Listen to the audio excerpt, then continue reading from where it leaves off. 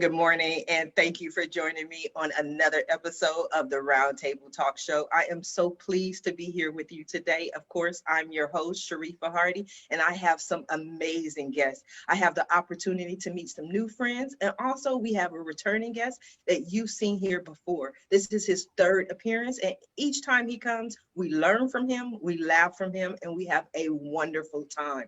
So before I go ahead and introduce our guest, I'm going to ask you to do what I always ask you to do, and that is to support the show. That's right. Go out and be an evangelist for the Roundtable Talk Show. Find someone you know, someone in your network, some friend, someone you need to text, tweet, inbox, post on your social media, share the show, but let them know the Roundtable Talk Show is live. Maybe they're interested in being an entrepreneur or starting their own business. Or with today's climate, they may be a job seeker looking for a new job. And we have some information that can help them. So go ahead and share the show, because friends don't let friends miss out on the Roundtable Talk Show. So our first guest today is, like I said, a dear friend of mine. I follow him on social media. I always stay up with what he has going on. And he's been here before, Mr. Mark Hershberg. From tracking criminals and terrorists on the dark web to creating marketplaces and new authentication systems, Mark has spent his career launching and developing new ventures at startups and Fortune 500s and in academia. He helped to start the Undergraduate Practice Opportunities Program, dubbed MIT's Career Success Accelerator, where he teaches annually at MIT, and he's going to talk about his new book, The Career Toolkit. Good morning, Mark. How are you? Good morning. It's a pleasure to be back on the show. I'm super excited for 2021. I hope it's going to be a much better year for all of us. And certainly as we look forward to the year, as we think about our own individual jobs or our businesses that we own and run, 2021 is going to be a very different year than last year. And so we need to go from the chaotic, responsive, let's just figure out what's going on here in 2020, where we're all just trying to keep our heads above water, to now how do we grow and promote as things start to get back to normal later in this year. And so this is a time to really reflect and take a moment and say, what do I need to do to succeed in 2021? So of course, there are the general skills that are going to help us always, but especially in difficult times like this. These are skills like networking, negotiations, improving communications among our staff and among our partners. And these are skills we can all work on and develop. One of the key things to remember is you don't have to be the world's greatest networker. You don't have to be the world's greatest communicator. But if you invest just a little bit of time getting better, you're going to get a massive return on that investment, because that little bit of communication improvement is going to help you every time you communicate the rest of your life, which is pretty much every day. So these are the skills we want to focus on. And I want to talk specifically about networking. Now, of course, this has been a very terrible pandemic for all of us. It's been extremely difficult, but there are some silver linings, and networking is actually one of them. Now, I know most people, when they hear networking, they think, no, this is terrible for networking. I never go out. You can't hand a card to anyone. You can't even see anyone. How can I network? But of course, if your mentality is networking is exchanging cards, yes, that's not happening. But of course, networking isn't just exchanging cards. It's about building relationships.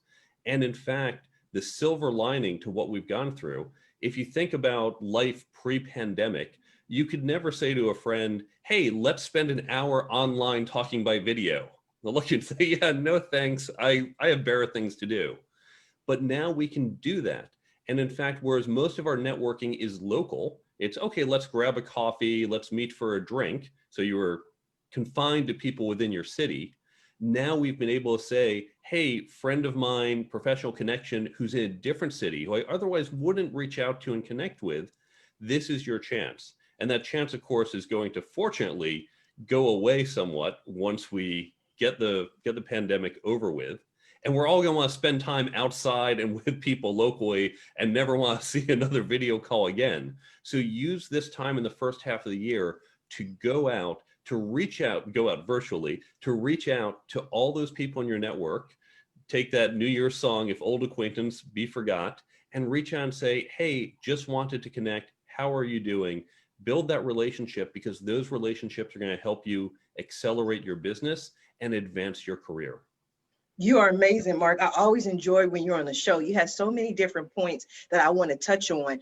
And for me, I tell people this has been a time that I've been training for. This is my life. You know, I've been working virtually, working at home for years. So it's not a big transition for me. But I also know if it had not been for this time, the success of the Roundtable Talk Show would never have happened. Never in a million years would I've had 5 people, 5 guests who would sit down on a Zoom in a conversation and talk to me if not for this time frame. Before this, people would say, oh, I don't do Zoom. I don't do online networking. I only network offline. And for me, I'm that kind of person when, you know, prior to this, I would join all these networking groups and I was like, oh, I got to meet more people. I have to get out there. And then all of a sudden I cancel all the network groups. I go back in and I remember why I don't run around town. But I also think there would be an aspect of this that we will keep. Meaning I've talked to so many guests, especially in like people, real estate, for instance. They've been able to tell me they've shown more houses or homes during this time period than ever before, because now they're showing the homes virtually as opposed to getting in their car, driving around to different locations and waiting for people to show up, waiting for this, waiting for that. And now they can show 4 or 5 times more homes than they did previously.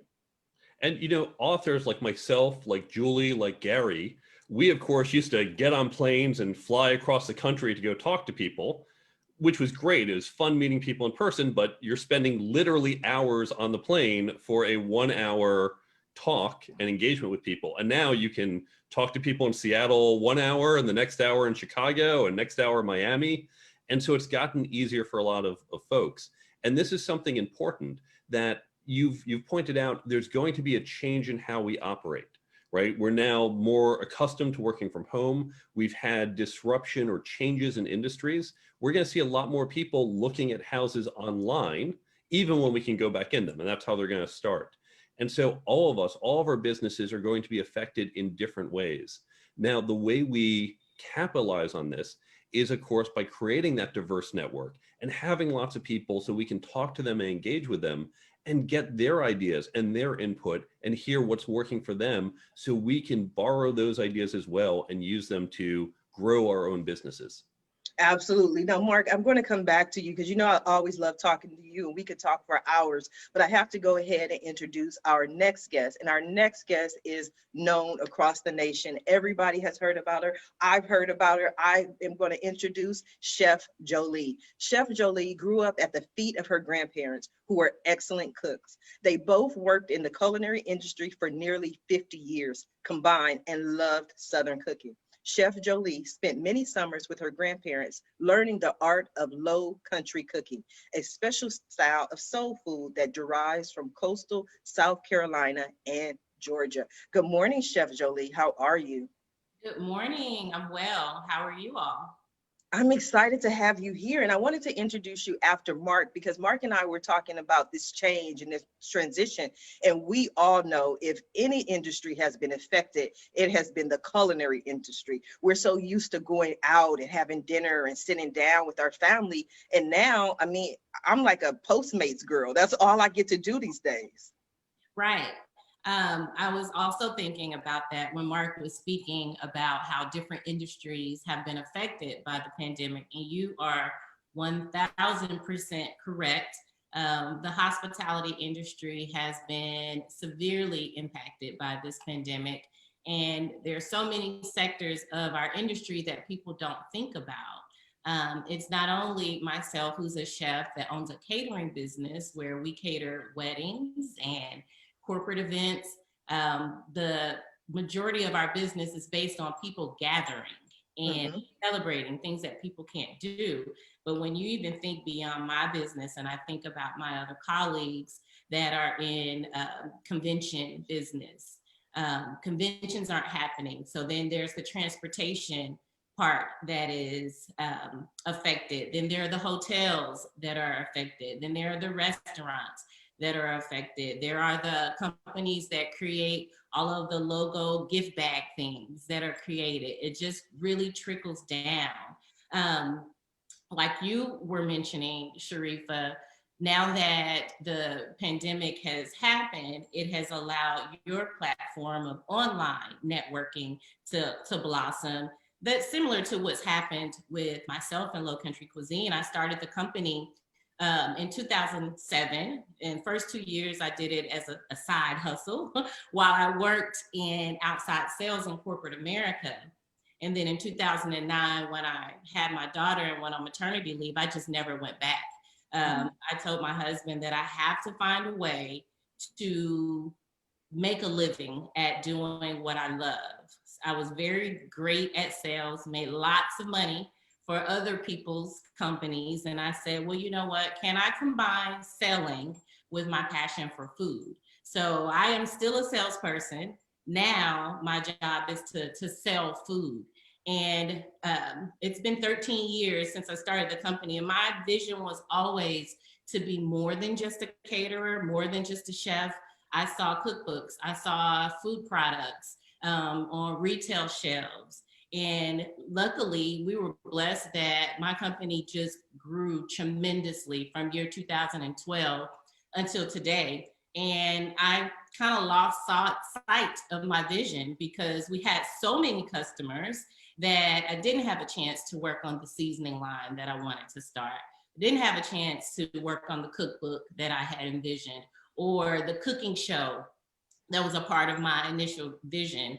But in March, when they said we couldn't have weddings and all of our corporate clients canceled everything for the rest of the year, then I had some time on my hands and I was able to, the buzzword pivot. I didn't think I was pivoting until people started using that word. I was just trying to figure out what can I do to keep my brand in front of customers for the time that things come back, because eventually they'll come back, but who knows when and how. And then this summer in April, we launched the first seasoning in our seasoning line. Is called a dab aduya. It's an everyday seasoning that you can use on meat, seafood, vegetables, pizza, popcorn. My grandmother just told me she's eating it on fruit like plums. And I was like, I didn't think about that, but I can see people eat salt on different fruits. Well, our seasoning will work on any and everything. And we've been doing very well in selling the seasoning, also doing lots of live cooking sessions called At Home with Low Country Cuisine. And it's just a fun, relaxed time where we start with a cocktail and then we go through recipes. People can ask questions, they can cook along. But it's been really, really fun and really moving towards my ultimate vision of being more than just known as the largest African-American female-owned catering company in Dallas, which is a great accomplishment.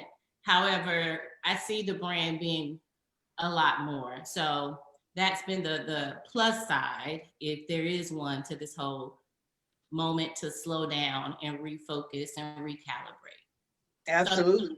So you are so welcome. Absolutely. We have to find the plus side in everything. And I am definitely going to have to order some of your seasoning because in Southern California, I have friends and family all over the country, but they tell us in Southern California, we're the only ones who do this. Like we eat tahini on everything. The tahini sauce, we put it on I love tahini and pineapples. And so it's like, when you say seasoning, you sold me when you said Southern. Just say it's Southern. I'm like, oh, I have to try that. It sounds good. I'll try that. I'm going to come back to you, Chef Jolie. I want to go ahead and introduce my next guest, the lovely Miss Julie Wald.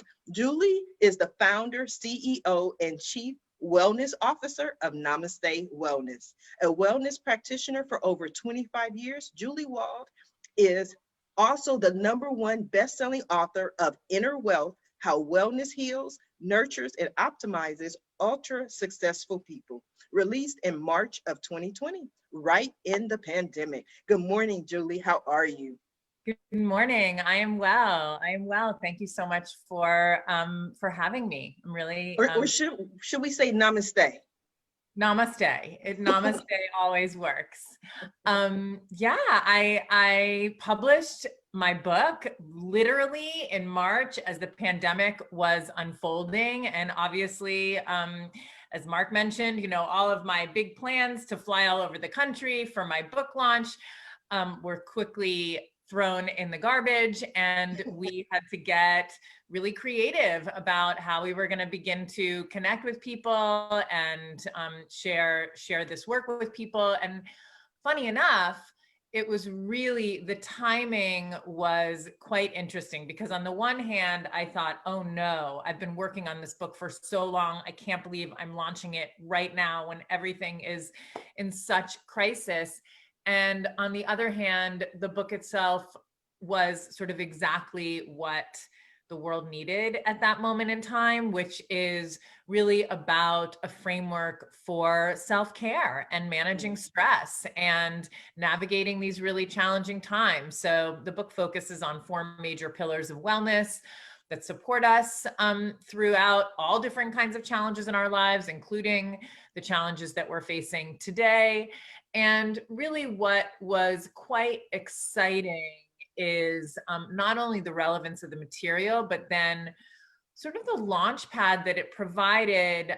So at my company, we work with high performing individuals, but we do a lot of work with companies, with both small and large companies, organizations that want to support their teams, their employees in managing stress, implementing practices in their lives that are going to support mental health, physical health, productivity, creativity, well-being, and also support community. So, you know, like some of the other people on this call, I've worked from home and had flexibility for a long time, but for a lot of people, this was a huge transition, particularly for a lot of companies. You know, this created a massive shift in their culture and how they were able to stay connected as a community and as a team. And so very quickly, Namaste Wellness dove in to work with corporate clients, which is something that, by the way, we've been doing since 2003. We were born out of the 9/11 crisis because in New York City, we saw that there were many companies and employees that were really suffering and struggling from the trauma of that experience, and we're needing support. And so it was sort of this little opening of the door at that time where we stepped in and started providing wellness and support in companies. And then just recently, when this pandemic happened, you know, we've been doing it all the while, but there was a massive influx of customers who were really looking for ways to keep their employees connected and healthy and happy and as productive as possible. So it's been a very, very interesting time, but a time when I think the work that we do is really important. I think it's very important as well. But one of the things that I have seen, especially over this time frame with companies, is that it was seen that it's an ask that companies may not even know how to ask for it. They don't know what's wrong, who to seek out, what their employees need, but they know there needs to be some shift so that the employees feel comfortable returning to work or working virtually. Have you found that to be true? Yeah, 100%. In fact, you know, and what's happened really is sort of pre-pandemic, and these are statistics from Kaiser, I think about 15 to 20% of employees, US employees would consider themselves struggling with some level of mental health issue. You know, maybe they have anxiety, maybe they have depression, maybe they're seeking help, you know, from outside professionals, maybe they get help from an employee assistance program, an EAP, which you may be familiar with. And, you know, in the fall, that number was north of 60% of employees were concerned about their mental health. So on the heels of this, and there's a variety of reasons, obviously, as to why people are concerned with their mental health, everything from financial stressors to worrying about their kids, to concerns around aging parents and health issues. I mean, you name it, to just an overwhelming workload for many people. And so what has happened is, on the heels of this pandemic, we're having this second crisis, the second pandemic, which is around mental health, and really, really concerning. And one of the things that I forgot to mention is that my background before starting Namaste is that I was a clinical social worker, and am a clinical social worker for many, many years, working in mental health settings, and then kind of overlaid being a yoga teacher and a mindfulness coach, and a variety of other sort of wellness practices on top of that, which is sort of where I sit in that sphere of mental health and wellness. So you're going to help the people get it together one way or another. You're going to bring them back together. That's the goal. I like it, Julia. Julie, I'm going to come right back to you, but I want to go ahead and introduce our next guest, Mr. Gary L. Polk. As a Black businessman, CEO, business consultant, university professor, and author, Polk is passionate about entrepreneurs and why they succeed or fail. His initial book, Why Entrepreneurs Fail to Win, is widely used as a textbook in college entrepreneurship programs. Good morning, Gary. Thank you for joining us. Good morning. How are you? I am fine. I love your little backdrop. It's all bright. Polk, we know who you are. Yeah. And good morning, everyone else. Good morning. Mark has been waiting for you. He was excited. Mark teaches at MIT. He was like, I have to speak to Gary. Oh, I wow. was a man cut from the same cloth. Yes. Well, I hope you know Bill Aulette. He and I are colleagues. Bill Aulette runs your Entrepreneurs Center at MIT. I know him by name. I teach there now just once a year, so I don't always interact with the faculty as much as I like. Right. I want to hear more about your class. Okay. Well, thanks for having me here. And kind of like what you guys have been talking about with the pandemic, I've been teaching online since 2003, was certified by the Cal State system, but I never used video technology in my classroom. So in March, I was with a SBDC, and they had all hands on deck. We need people to talk to business owners about the PPP and the IDO. And so I started working with people online using Zoom. And I was teaching a seminar called Disciplined Entrepreneurship, 24 Steps to a Successful Startup. And we use a book by Bill Aulette. And instead we had to flip it to a webinar. So then I started teaching a class. So instead of having one meeting a month with about 7 or 8 people, I started having 2 webinars a month, and we had 20 plus people. So it was amazing how that all kind of fell together. And in my classroom, I told my students, I said, look, we've heard a lot about the pandemic on the negative side. Let's talk about the positives. So I kind of made them talk about the positives. And one of the best positives I heard from a student said, I have so much time at home now, I painted my house. So that was pretty hilarious. So what I did, I haven't had that much time yet. I don't think I'll get that much time. Maybe one day. So what you see behind me, PI stands for the Polk Institute. So we decided we're going to start a entrepreneur school. And I did some research. What really got me going, there's $1.6 trillion student debt. And I did a little more research. I found out 15 universities in America are tuition free. I said, wow, of which are 5 military academies, West Point, Naval Academy, et cetera. And their tuition is paid for by the government. And we know they're turning out leaders, military leaders. So I started saying, what if we started a tuition free master level program? We targeted Black and brown entrepreneurs, and we wanted to focus in on what's called social entrepreneurship. I don't know if anyone's ever heard of that. They call it the triple bottom line, people, planet, profit. And so we have launched the Polk Institute Foundation, which is a nonprofit January 15th, we have our hard launch. We do our first class on February 1st, total virtual. So like you were saying, how Zoom has given us new technology. Before, if you wanted to run a class, you had to find a room, a hotel, you needed brick and mortar, literally. Now with this, we have, I think, the chef, you're in Dallas. Mark, are you local to LA? I'm in New York City. You're in New York City, perfect. Julie, you are located? In Connecticut. Connecticut. And look, it's like we're in the same room. I think, Sharifa, you're in Southern California with me. I'm in Carson. I'm in Long So- Beach. I have to ride over and say hi when we can. There we go. So, but this could be our classroom. And so what we decided was we were going to put this together. Phase 1 is a 40-week education, tuition free. Phase 2 will be where we put them with a launch to a mentor to launch their business. Phase 3 will be access to capital. Nobody is doing all of these things together because in the classroom, you have a lot of videos out there that teach you how to do stuff, but they're all one way.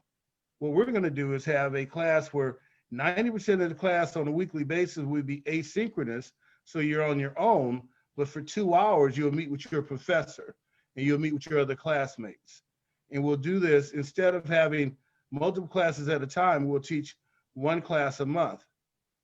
I'm bringing in practitioners to be adjunct professors.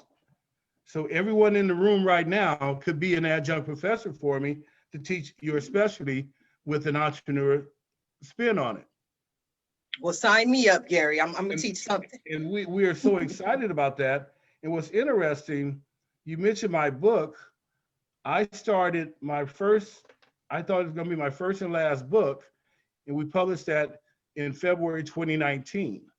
I had fun with it. I was talking to some friends. I said, why not write a second book, Why Black and Brown Entrepreneurs Failed to Win? And so we started that, and we got that published last month in December.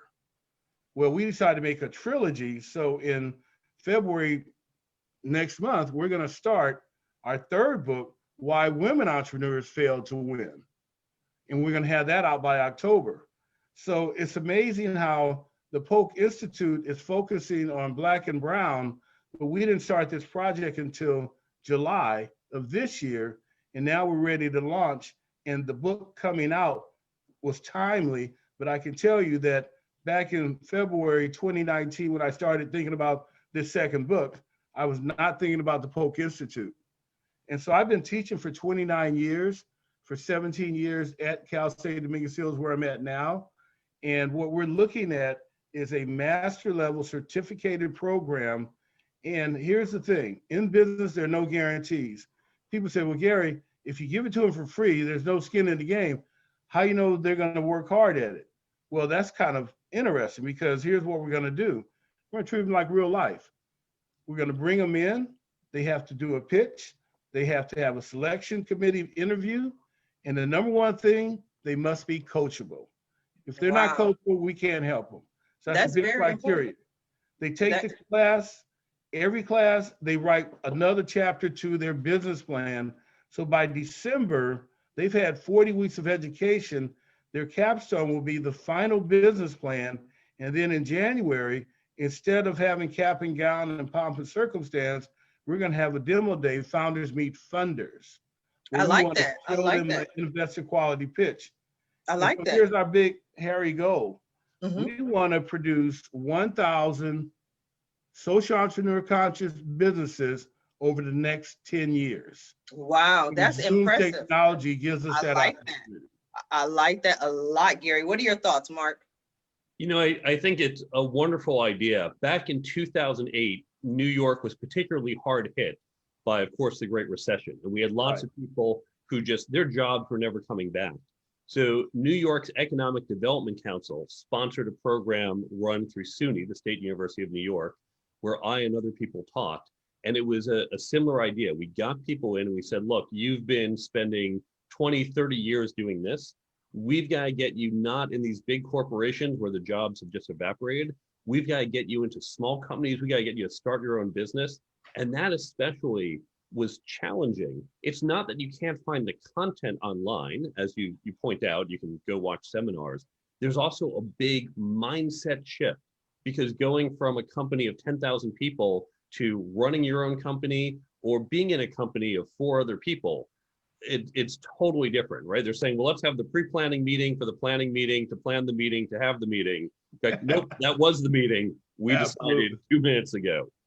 And so this was a great program that helped get people off the unemployment line and into building small businesses that, of course, are the backbone of any recovery. So I think it's a wonderful program that you're doing.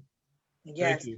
Now, Mark, you mentioned the mindset. So I want to talk to Julie. When you spoke earlier, you talked about some of the techniques and strategies that employees or employers could use so that they have better wellness. What are some of the tips and strategies that you can offer our audience?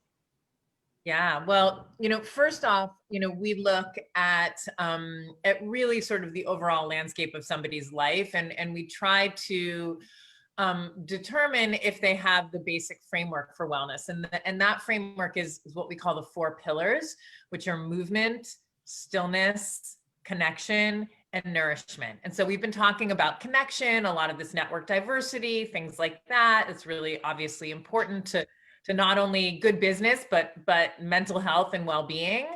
And these other pillars, movement, stillness, nourishment, if you think of these 4, they really are the basic ingredients that a newborn baby needs to thrive. I'm a mother of 3 kids. I know this well. You want to make sure your child is moving enough. You want to make sure they're sleeping enough, as long as they're eating decent enough, and they're getting enough human touch and connection and socialization. Chances are, barring any other unknown issues, they're going to be okay. And the same thing goes throughout the life cycle. The same thing goes for school-age children, but oftentimes, at least in the community that I live in, people forget about it early on, and all of a sudden the kids are overworking and not sleeping enough, and eating junk, and so as quickly as elementary school, some of these pillars start to dwindle in our lives.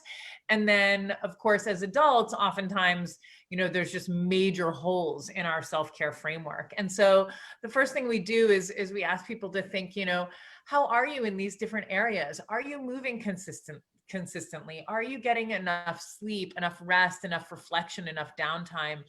How are you nourishing yourself, not only with food, but with music, with art, with other creative endeavors that fill you up and nourish your spirit?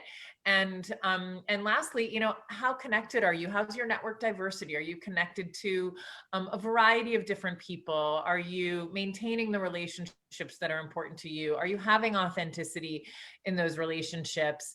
And so oftentimes when we look at the landscape of our lives, we notice that some of these pillars are stronger and some of them are weaker.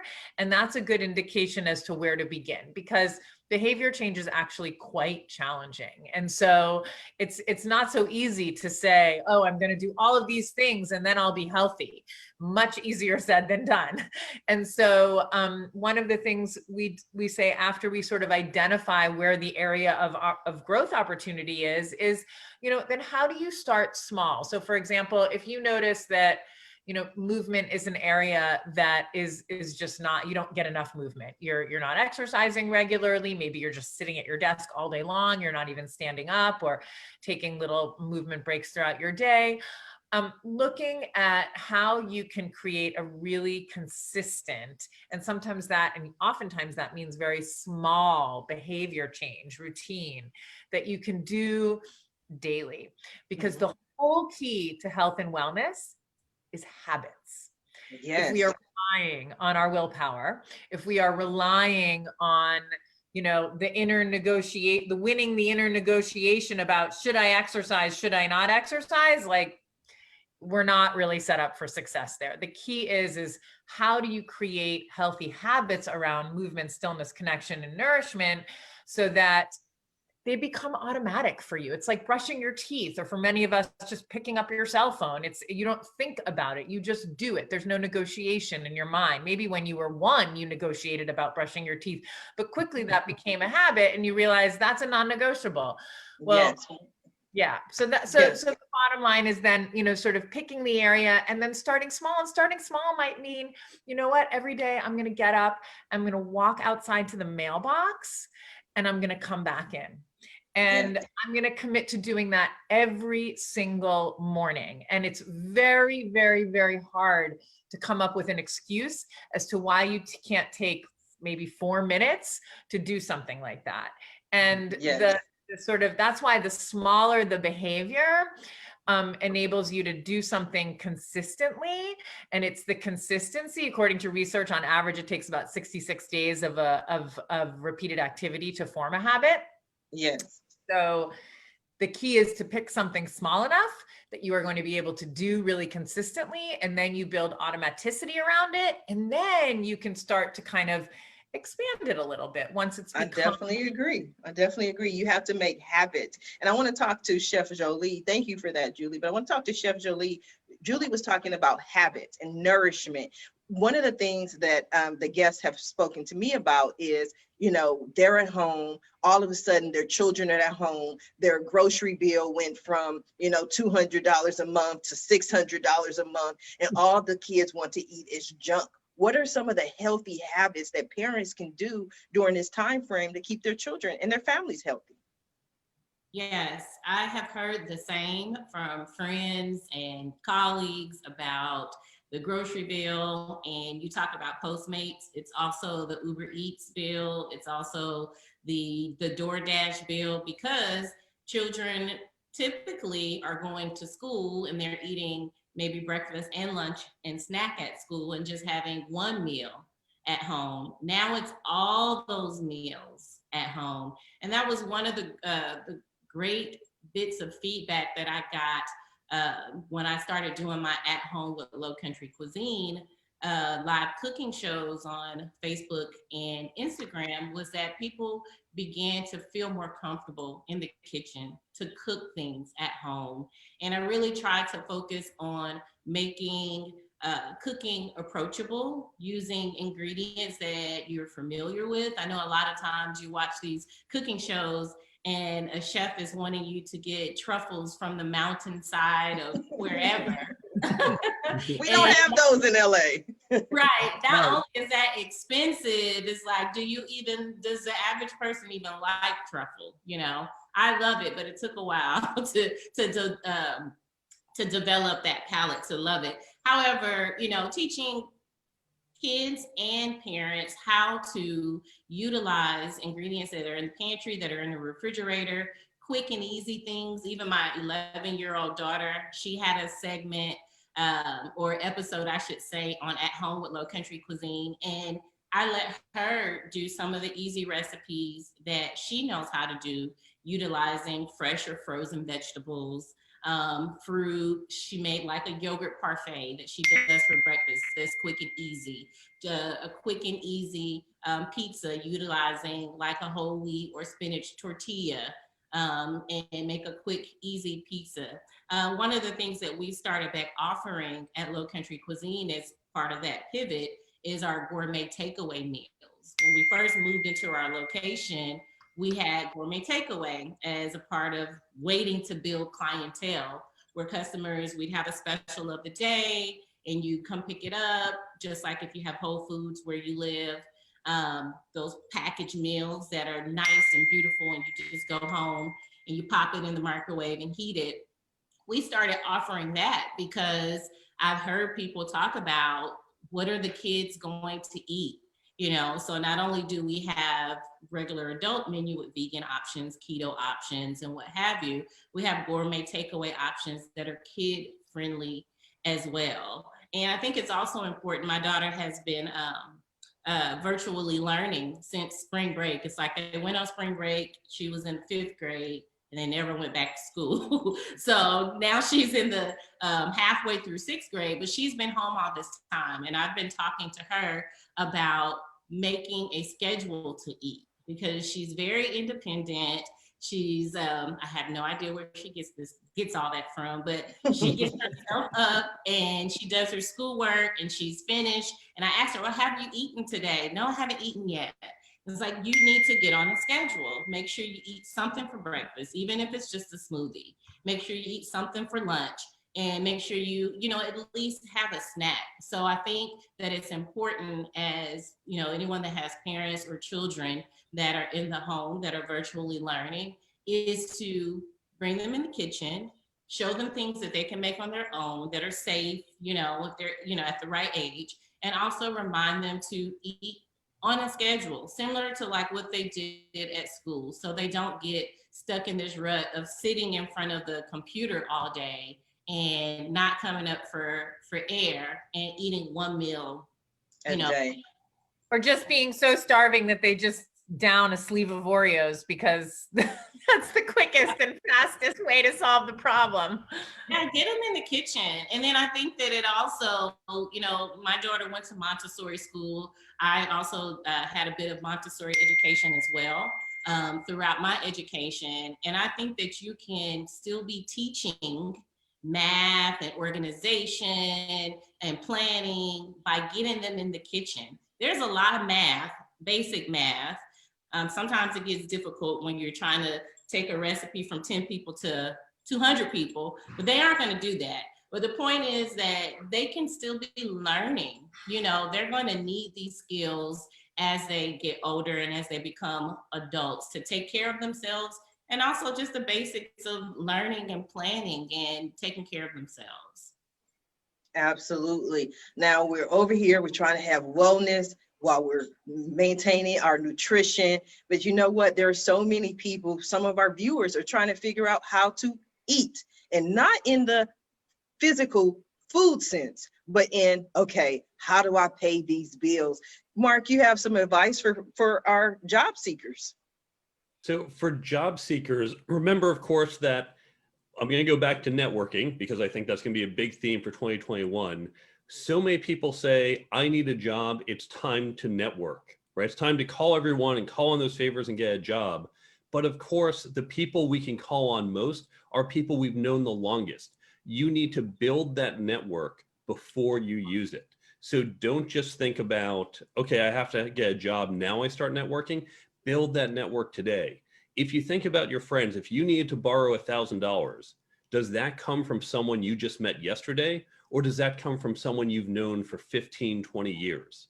Great right? point. When you ask people for favors, the bigger the favor or the more help that you're going to get, it's someone who knows you better, someone with whom you've had a stronger relationship.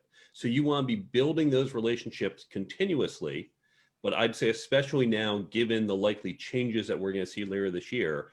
And this goes back to Julie's point that we need that social interaction, especially as the winter comes and as we're going to be, we're seeing the spike again, we're going to be inside more. That social interaction is necessary to nourish us emotionally as well. So it serves two purposes. And you should be thinking, hey, you know what? I used to spend 30 minutes a day driving to work. I have 30 minutes free now. What if I use that time to twice a week have a virtual coffee? When I wake up in the morning, I'm just going to tell my friends, look, twice a week, just from 8:30 to 9:30, I'm going to just be reaching out to people and let's just have a virtual coffee. And it's not necessarily about, oh, I'm having coffee with you because I need a job. It's let's catch up. What's going on with you? And you're building that relationship. So 4 months, 6 months down the road, when you say, hey, you know what? I would love an introduction here. It's not someone you haven't spoken to in 5 years. It's someone you spoke to a month or two ago. So build those relationships now, nourish that emotional connection, strengthen your network. Absolutely, absolutely. So between the four of you, we've had a long enough relationship so I can get $250 from each of you, right? Absolutely. Gary, what were your thoughts on what Mark had to say? Because I know there's some aspect of job, but then there's also people who say, you know what, let me use this as an opportunity to be an entrepreneur. What are your thoughts, Gary? Well, I like what Mark was saying, and he made me smile because I was a banker for 10 years. And one thing that entrepreneurs do wrong is that they don't reach out to the banker earlier enough. So Mark made a comment, build it before you need it. When you start your business, you should go in and find a bank and ask the manager, I'd start at the top, what do you do for businesses? I don't need anything now, but I want you to know I'm going to start a business and here's what we're doing. And I'd like to know, do you have merchant services, card services. Just ask general questions, not lending necessarily, because like Mark said, if you need money from me and I know you for 6 months to a year and you've been in my bank, then I may more aptly give you that loan versus you just walked in off the street. But, you know, I think that who you know matters. We all know that. And a lot of us don't always take advantage of that. But I just wanted to echo what Julie and Chef Jolie said, because Julie talked about taking baby steps. And that's so important because sometimes, you know, we teach org behavior and management, and that's a big shift.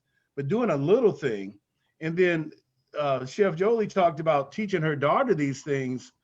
If we can teach our kids young to think this way, now it's not such a big shift. But I remember I was going through, one of my clients had this program, this powdered juice, and they said, have a clean meal.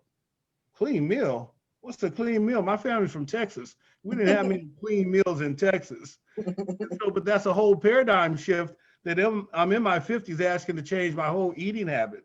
But if Chef Jolie is telling me about good stuff when I'm a kid, now that makes it a lot easier, because what Julie said, it all resonates. So here's the thing, entrepreneurship touches all of us.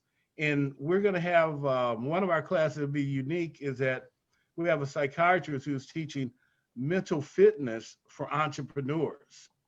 I don't know if you heard about the founder of Zappo, died recently, and maybe it was kind of suicide, kind of crazy. He was doing some drugs and stuff, but it was a mental fitness issue. And we're not talking about wellness per se, we're talking about fitness. And I think that's what Julie talks about. So all of what we've said today really fits into the entrepreneur space. When I first started teaching, instead of teaching my students how to be an employee, I taught them how to be or think like an entrepreneur, think like a president of a company. And so when you're solving problems, think big picture. So yes, some of us will have jobs, but I'm not really the activist type to be out in the streets. So what I want to do, I want to show them how capitalism can really make a difference. We can find financial wellness. My last assignment at B of A, I was in Beverly Hills for 2 years. When you see people in Beverly Hills, the normal people like us are entrepreneurs. You know, you have your Hollywood actors and your lawyers and your entertainers and athletes, but the regular people are entrepreneurs. And we have 4 entrepreneurs in the room. But Mark, I would love for you to come up and teach a networking class, because we don't have an elective for networking for entrepreneurs, but you're so right. And that's why I wanted to put out my information, because I was with BNI, Network International, world's largest networking. I learned a lot about networking, but it's really about reaching out. And I'm going to do your virtual coffee idea, Mark, because that is a great idea. What I love, and Sharif, you could, Sharifa, you can appreciate this. We don't have to drive in LA traffic now. Yes. We can have clients in West LA and Santa Monica and be on Zoom, and then I could talk to you in Long Beach, and we're not driving anywhere. So I'm so much more effective with my time. And then Sharifa, you talked about using the internet. It's amazing how technology, if it's used the right way, COVID-19 could be a blessing more than we know. Because there's a blessing in every curse. Given a lot of opportunities. So many people in my class are saying, because I'm at home, I don't want to go back to work. I want my own business. Yes. And Yes. Jolie, you mentioned when you were on maternity leave and you never went back and that thing. And right now is a great time to be an entrepreneur. It absolutely is. It's a great time to be an entrepreneur. Chef Jolie, I wanted to ask you, with all you're doing, what do you do for self-care? Oh, it's funny. I was listening to Julie talk about her work in the mental health arena. I actually grew up with a mother that is a mental health therapist.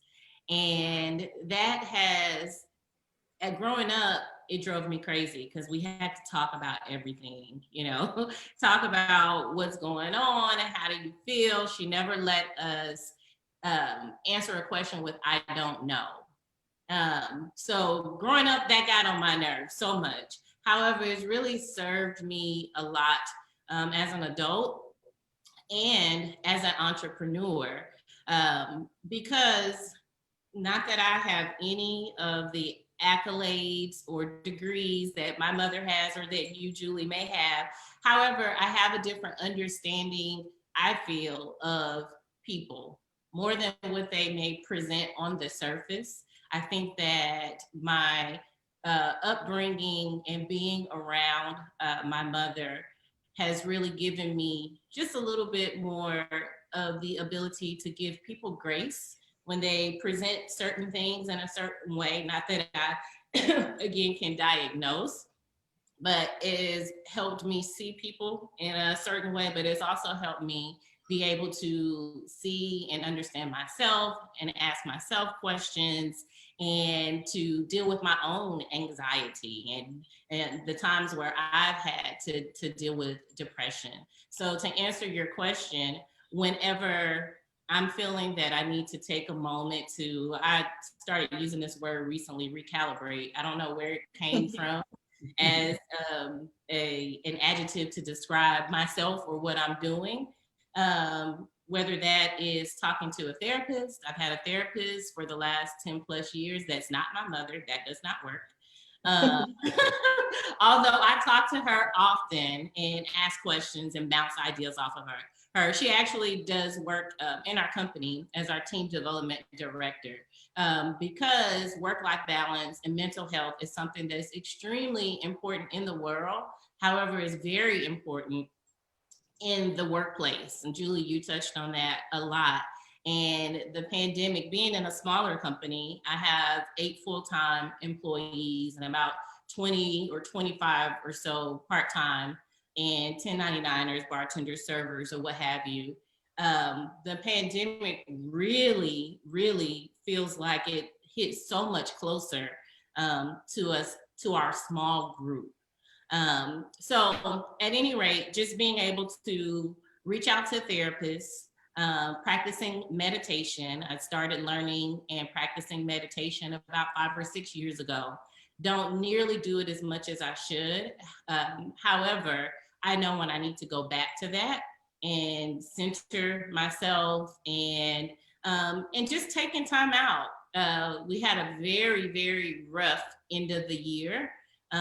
Because unfortunately, depends on how you look at it. Here in Texas, you know, they tell you don't gather with your family for Thanksgiving or Christmas, but somehow it's okay to have a wedding with 200 people the next day and they don't wear masks. So the end of the year was very rough for us because we catered a wedding where we got a phone call that many people ended up testing positive. Oh, wow. For COVID. I'm sorry to hear that. Yeah, so can you imagine the trauma and stress of catering weddings during this pandemic, week in and week out? And I'm having to lead my team and, you know, I feel responsible for them. You know, we're a larger group, you know, as far as a lot of small business. I'm not a solopreneur, but we're a small enough group where I know their family members. I know everything that's going on with them. So as I'm marching them into this venue to cater this wedding, I feel so responsible, and it's triggering and it's traumatic. You know, I had to take a step back after this happened to us and really think, because we had 3 other weddings to cater during the time that we were supposed to quarantine on the 31st, the 1st, and the 2nd. And I had to make phone calls to brides and grooms and talk to them about what had happened. And then we scheduled Zoom calls to talk in person, you know, that following Monday. But that must have been very dramatic. I mean, it must have been a very stressful situation. So you have to use and utilize all your self-care techniques. I can relate because I do meditation as well. And I don't do it as often as I can, but I notice the difference when I haven't been meditating. Just like when I don't take my vitamins or whatever, or I'm not drinking plenty of water, I start to notice, okay, well, Sharifa, you need to drink your water. You need to do these things because I've fallen out of the habit of doing those things. So I can definitely imagine everybody is going through this traumatic time. Now we are coming down to the last few minutes of the show, and what I love to do at the end of every show, because we only have a few minutes left, is just allow my guests the opportunity to speak directly to the audience, to everyone who is watching the show live, as well as everyone who is watching in the archives, and let them know what you want them to take away from your appearance here today. And since we're with you, I'm going to start with you briefly, Chef Jolie. What is your takeaway? Well, I'll just wrap up what I was saying. You said that a lot of your viewers are entrepreneurs or people who want to potentially start businesses. When it comes to mental health, and I think that someone mentioned that there's going to be a mental health exercise for entrepreneurs. I think it may have been you, Gary. Take that seriously. Take your mental health seriously. Meditate, and take care of yourself. As far as Low Country cuisine, I would love for people to try out our seasoning, Adab Aduya. It's available on our website, it is Low Country Cuisine. We spell cuisine with a Q. Just think Queen of Southern Gourmet. If there are any viewers that are in the DFW Metroplex, please think about utilizing us for gourmet takeaway, your meal prep. You can curbside pickup, or we can do contactless drop off and delivery. And I just encourage anyone that is thinking about entrepreneurship to go after it. Gary, you sound like you have an awesome opportunity for people. So that is it. Low Country Cuisine with a Q. I'm on Instagram, chef_Jolie_Low Country Cuisine with a Q, and on Facebook as Low Country Cuisine. Thank you so much. You're so welcome. Adab Aduya. I love it. I love it. Gary, I saw you enjoy that as well. What is your takeaway? Well, I would say that if you're considering being an entrepreneur, make sure it's your passion, because it's a beat up sport. And if it's not your passion, you get punched in the gut, you may quit. If it's your passion, that may be nothing. So make sure it's your passion. And if it is, and if you're coachable, we think we can help anybody with any business. So our email address or our website is polk-ise.org, polk-ise.org. We're accepting applications between now and January 15th. Our first cohort class will launch February 1, and we're looking for people who want to grow a business, but not a solopreneur or micropreneur. We're looking for people with big dreams that want to do 5 to 10 million in sales in the next 10 years, and we want to teach you how to do that. So what we're really trying to do is teach you how to fish, and we know that that's more sustainable, because we want to create some legacies of Black and brown businesses and have third generation business owners instead of third generation welfare recipients. And Absolutely. It's all about education. It starts with education, and you want to adopt the idea, you never quit learning. Absolutely. Thank you, Gary. We appreciate it. Julie, briefly, what do you have? What is your takeaway? First off, as an individual, think about what pillar you need to work on: movement, stillness, connection, and nourishment. Feel free to pick up my book, Inner Wealth, on Amazon to do a deep dive into that exploration. If you're a leader or a business owner, small, medium, or large business, and want to figure out how to support and optimize your team to stay mentally and physically healthy, well, and thriving, please reach out to us. We create extraordinary corporate wellness programs. Our website is namastewellness.com. We are on Instagram and Facebook and LinkedIn at Namaste Wellness, and at Namaste New York on Instagram. Yeah, it's Namaste New York on Instagram. We started in New York. And yeah, I'd love to continue the dialogue. I love what everyone on this call is doing, and it's really inspiring to speak with this group. So thank you. You are welcome. I'm inspired by you. Namaste. Mark, we've had an excellent conversation. What would you like your takeaway to be? This is the year for you to really refocus and re-energize your career or your business, whether you're starting it or trying to grow it. If you want to work on some of these skills, such as leadership, communication, networking, negotiations, these are skills that are going to help you do that. You can learn more about my book at thecareertoolkitbook.com. You can see where to buy it. You can get in touch with me or follow me on social media. There's also a number of free resources. So if this is a skill you want to develop amongst your team, so your entire organization can develop these skills to promote your business, or you just want to learn them and know that these skills are learned best with other people, you can download some toolkits on how, free toolkits on how you can develop a training program with other people, whether you're using my book or any other book or materials you want. There's also a free app because, as Julie said, developing habits, it doesn't happen right away. You need to practice over and over. And so this free app is going to give you a daily push with tips and recommendations as you develop these skills, all of which you can find on thecareertoolkitbook.com. Thank you. I want to thank you all for being guests on today's episode of the Roundtable Talk Show. And I especially want to thank everyone who tuned in to watch the show live, as well as everyone who is watching it in the archives. We definitely appreciate your support. We appreciate you watching. We appreciate you sharing, but please do a little bit more. Visit our guests, visit their websites, pick up a copy of their book, follow them on social media, reach out to them, send them a message, send them a text, send them a tweet, send them an inbox. And when you do, please let them know Sharifa Hardy says hi. Now, if you're interested in more ways that I can help your business, or maybe you want to be a guest on the Roundtable Talk Show, please visit my website at asksharifa.com. Until tomorrow morning at 8 a.m. Pacific, everyone stay safe and be blessed. Bye now.